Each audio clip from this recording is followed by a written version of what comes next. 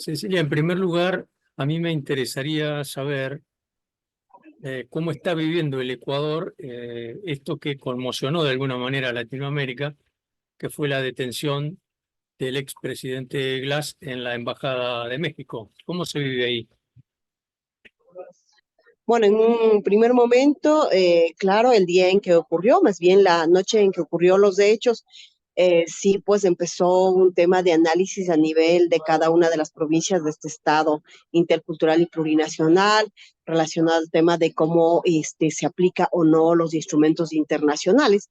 Y ahora mismo, ya a esta fecha, considero que la gente está un poco más calmada, asimilando la situación que ocurrió y sobre todo porque ya existe pronunciamientos a nivel internacional. Es decir, en un primer momento había varios análisis respecto a si vamos a tener un enfrentamiento, una guerra, qué mismo va a ocurrir con los ciudadanos del Ecuador que están en México y también con las distintas embajadas que tenemos como país, como Ecuador en los distintos países. Ahora hay un poco más de claridad y por ello podría decir que la gente está, sí, con este alerta de ver qué más va a ocurrir, pero ya bajo una situación jurídica de seguridad, es decir, que va a haber respeto, que los organismos internacionales están alertas, que incluso el tema de las universidades o sociedad civil también va a estar con este análisis más objetivo, ya no subjetivo, sino pensando en el bienestar de nuestro país. Entonces, pudiera decir que ahora mismo hay un poco más de serenidad, calma por parte de la sociedad ecuatoriana. Bien, vos formas parte del movimiento Pachacutic, ¿verdad? Así es, soy parte del movimiento Pachacuti desde mis tempranas edades, prácticamente a los 18 ya me inscribí en el movimiento porque he sido parte de la estructura del movimiento indígena y campesino del Ecuador desde la niñez y entonces pues ahora con más seguridad pudiera decir, estamos participando en este proceso y por ello mismo he sido pues seleccionada para estar en este proceso electoral ya ahora representando incluso en la Asamblea Nacional. Cuando te referís a, a las elecciones, ¿te estás refiriendo al plebiscito o a las elecciones que hay para renovar presidente? No, más bien yo decía para el tema, la participación electoral, hacía referencia cuando tuvimos nosotras como mujeres y hombres del movimiento indígena esta oportunidad de formar parte de las listas para ser candidatos y estar en la Asamblea Nacional. Hacia allá hacía referencia. Ahora mismo ya en cambio estamos en otra situación particular, es decir, estamos a puertas de todo lo que tiene que ver con un referéndum y consulta popular y en ese marco también señalar que todo el movimiento indígena está alerta y también los sectores sociales que comparten los principios del movimiento indígena relacionados con proteger los derechos individuales que están garantizados por la Constitución. Contame brevemente en ese plebiscito, ¿qué se le va a preguntar a los ecuatorianos?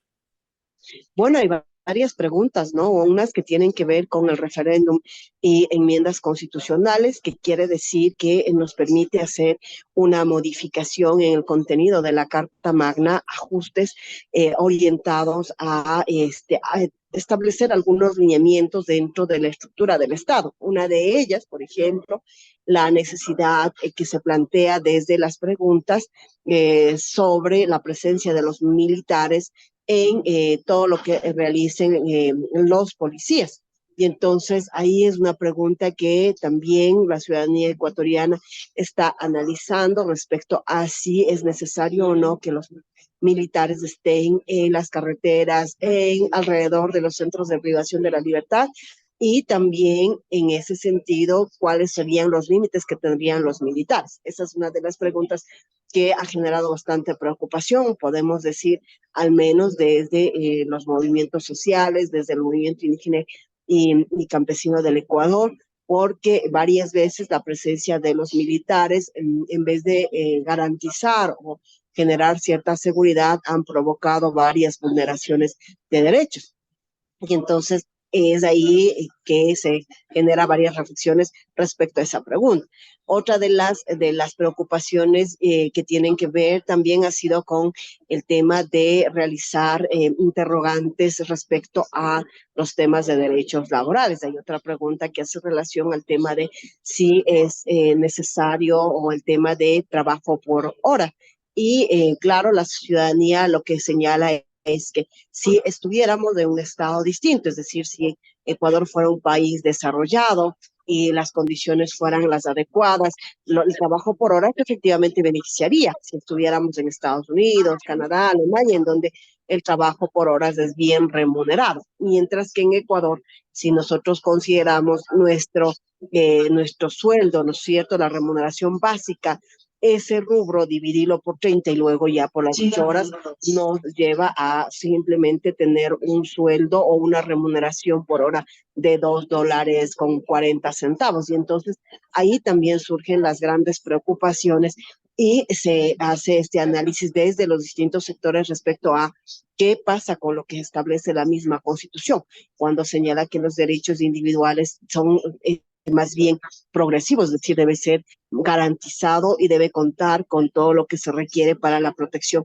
desde el mismo Estado. Pero si estamos hablando sobre el tema de trabajo por horas, que va más bien a permitirnos llegar a la precarización laboral, que nos va a dejar más bien en una situación de riesgo y claro, eso también ha generado preocupación en la sociedad. Por ello hay un pronunciamiento, al menos desde las organizaciones sociales, en el sentido de que esa pregunta pues debe ser rechazada y no procede porque no permite el avance progresivo de los derechos, sino que provoca un retroceso grave y vulneratorio de los derechos de cada uno de los trabajadores y ciudadanos de este estado ecuatoriano. ¿Qué opciones tiene la ciudadanía que va a ir a votar? ¿Puede rechazarlo en general, pero no puede rechazar, por ejemplo, uno de los puntos? ¿Cómo sería? Claro, puede rechazar, es decir, votar por el no 11 veces no, o a su vez también hacer este tema de selección por cada una de las preguntas, ¿no? De todas maneras, de todo el análisis que hemos realizado, al menos desde Pachacuti, Movimiento Indígena y Campesino del Ecuador y de distintos sectores sociales que están y han hecho un proceso de lucha y resistencia, pues hay un pronunciamiento claro respecto a que ninguna de las preguntas beneficia o garantiza los derechos individuales de los ciudadanos ecuatorianos, siempre pensando en el tema colectivo, es decir, la gran mayoría de los ecuatorianos van a perjudicar si bajo ese análisis de las preguntas que he señalado, incluso el tema de arbitraje internacional, hemos señalado y se sigue pronunciando desde los distintos sectores en el sentido de que no deberíamos apoyar esta consulta popular ni el referéndum y por lo tanto la respuesta a cada una de las preguntas debería ser no. Ujú. Vos nombraste, o definiste, mejor dicho, los derechos individuales de los pueblos originarios. Ahora, ¿cuál es el grado de autonomía que tienen como pueblo respecto al Estado ecuatoriano? Bueno, en la práctica podríamos decir que todavía hay varios procesos por desarrollar. Sin embargo, la Constitución incluso en el marco del convenio 169 establece nuestro derecho como pueblos y nacionalidades a la autodeterminación, esta autonomía interna para tener exclusivamente una administración de nuestros territorios bajo nuestras propias reglas, normas y por lo tanto incluso además de verificar, cuidar y proteger los territorios ancestrales, tener esta posibilidad de resolver todos los conflictos que ocurran dentro de las comunidades, pueblos y nacionalidades. Entonces, estas decisiones que se tomen o se generen desde las asambleas, desde las autoridades de los territorios, deben ser respetadas y garantizadas, no solamente por los fiscales y jueces, sino por todos los poderes del Estado. Esa es la regulación que se tiene en el marco de la Constitución. Pero claro, cuando nosotros queremos ejercer otra es la situación que se tiene por parte de los funcionarios del Estado, quienes todavía están con esta preocupación de tener el control absoluto del poder y no quieren pues comprender que estamos bajo un nuevo marco constitucional, un Estado plurinacional que reconoce las normas, reglas y los sistemas jurídicos que hay en cada uno de los territorios indígenas. Ujú. Vos nombraste o te definiste como parlamentaria en este momento en representación de género. ¿Cuáles son los principales proyectos en los cuales estás trabajando? Sí, actualmente estoy como asambleísta por la provincia de Tungurahua. Sin embargo, pues siempre hay una gran responsabilidad. No es solamente el tema de un territorio determinado, sino a nivel de pueblos y nacionalidades incluso.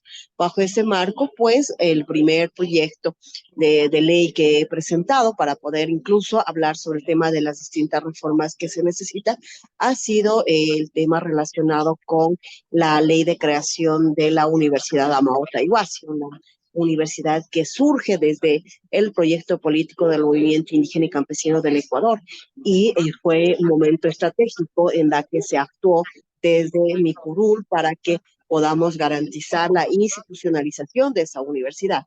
Eso quiere decir que al momento incluso estoy haciendo un proceso de presentado el proyecto de reforma legislativa, pero a la par el tema de fiscalización, un control directo, a fin de que se pueda lograr que los estudiantes sigan, obviamente, buscando la profesionalización, quienes están en aula, pero además se pueda ya contar con una institución que cuente, que tenga autoridades, que pueda estar con lineamientos, malla curricular y todo lo necesario para que esté a la par que el resto de las universidades del país. Lo otro, pensando en el tema legislativo, los proyectos de ley, incluso desde este marco del Estado plurinacional, presenté ya el proyecto de reforma a la Ley Orgánica de Garantías Jurisdiccionales y Control Constitucional, que tiene dos temas importantes. Lo uno, y lo que más ha reclamado también la sociedad ecuatoriana, es el tema de protección de derechos individuales ya en el marco de la Corte Constitucional del Ecuador.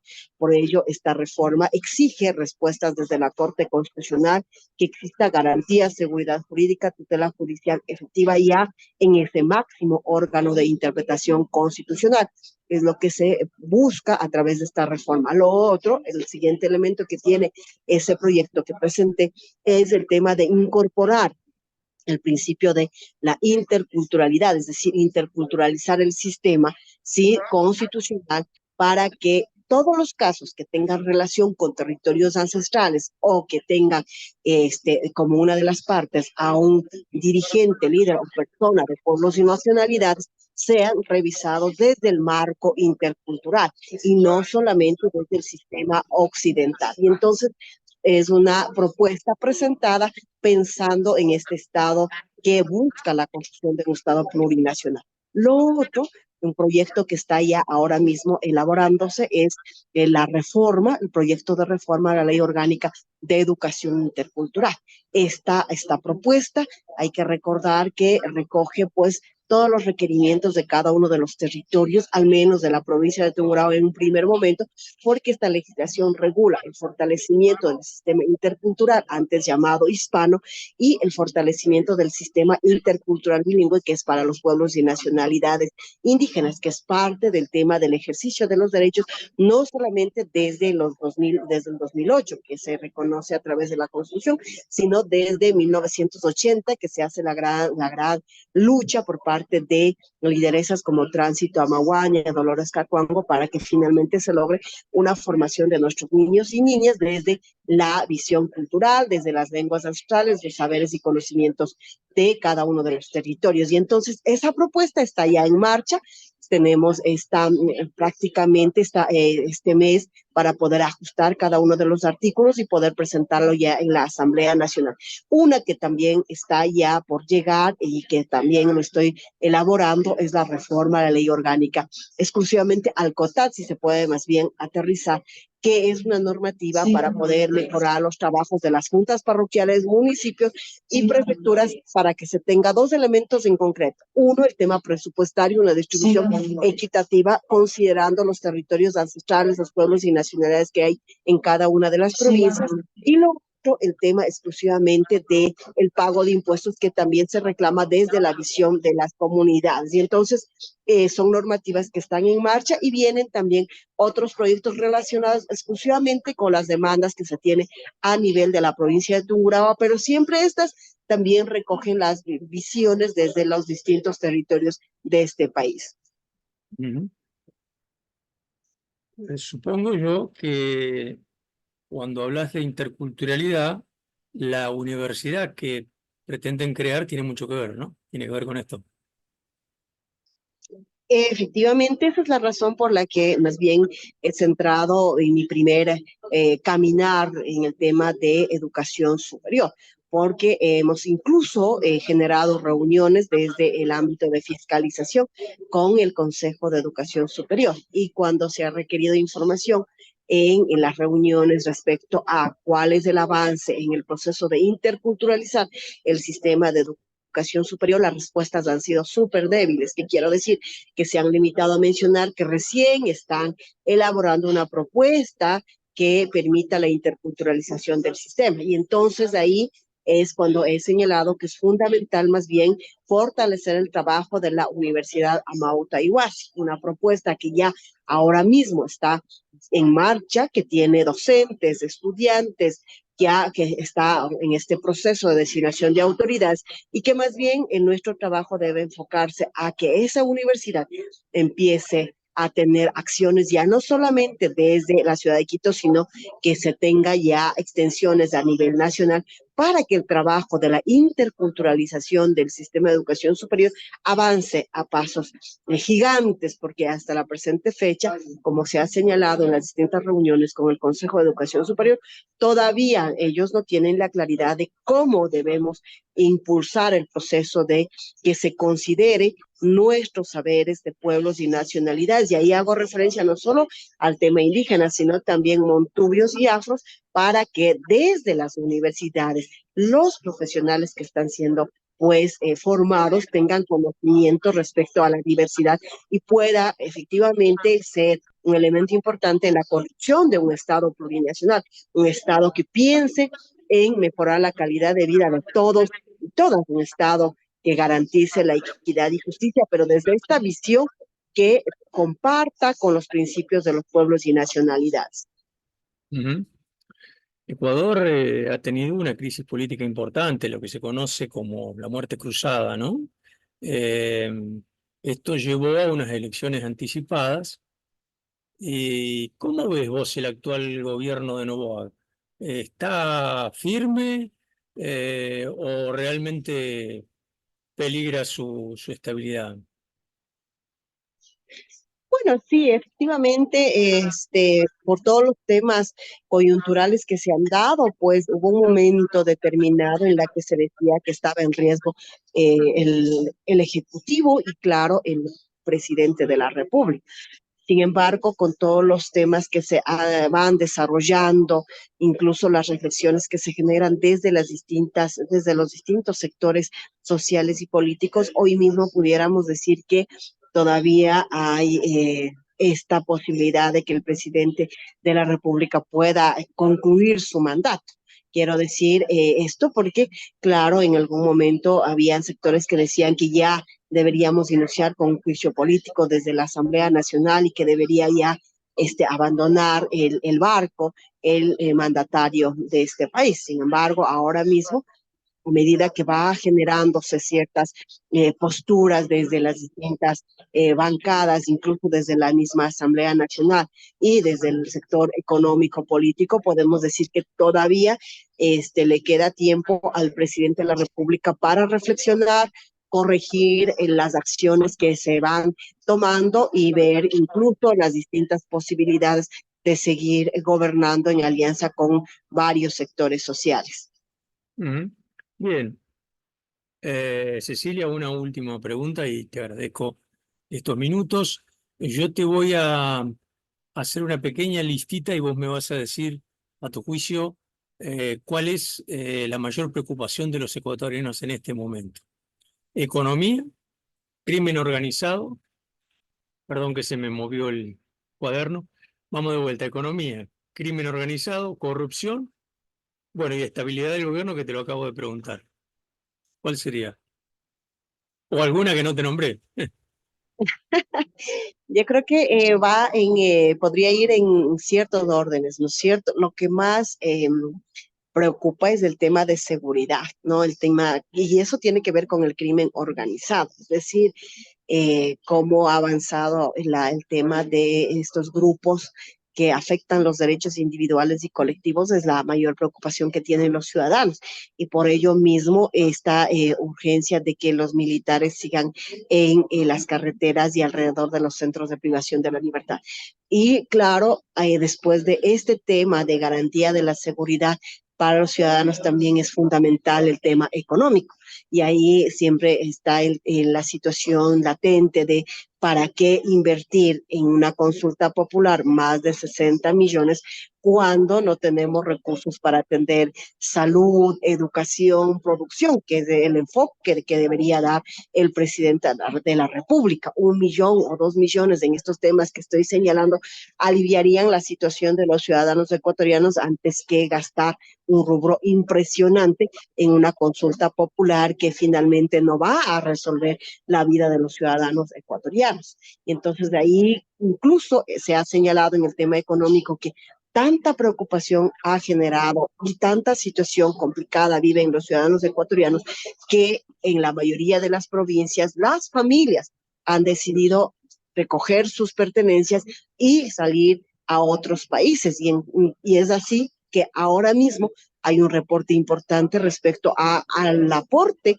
que están realizando los ciudadanos ecuatorianos que están fuera del país, es decir, son ellos quienes están haciendo pues aportes económicos para que este país siga caminando, haciendo un tema de análisis, el ingreso que se está teniendo por recursos de los migrantes, quienes están haciendo transferencias para sus familiares y a través de ello aportan también con el presupuesto general del Estado, es mayor que el mismo ingreso que se recibe por la explotación petrolera. Y entonces el presidente de la República debe analizar esos datos para poder tomar las decisiones de manera adecuada. Y ahí un llamado desde el curul de Cecilia Baltasar y desde la voz de la provincia de Tungurahua a que el Ejecutivo siga realizando los análisis técnicos correspondientes para que se puedan atender las necesidades y los requerimientos de cada uno de los ciudadanos de mi provincia, pero también del Estado en general. La emergencia está en el tema económico, que no podemos centrarnos solamente en los temas coyunturales y por ello el llamado también a todas las organizaciones sociales a que estemos alertas, estemos unidos para poder defender siempre los derechos individuales de cada uno de los ciudadanos de este país. Muchas gracias, Cecilia. Gracias a ti y más bien estamos en contacto. Un abrazo gigante.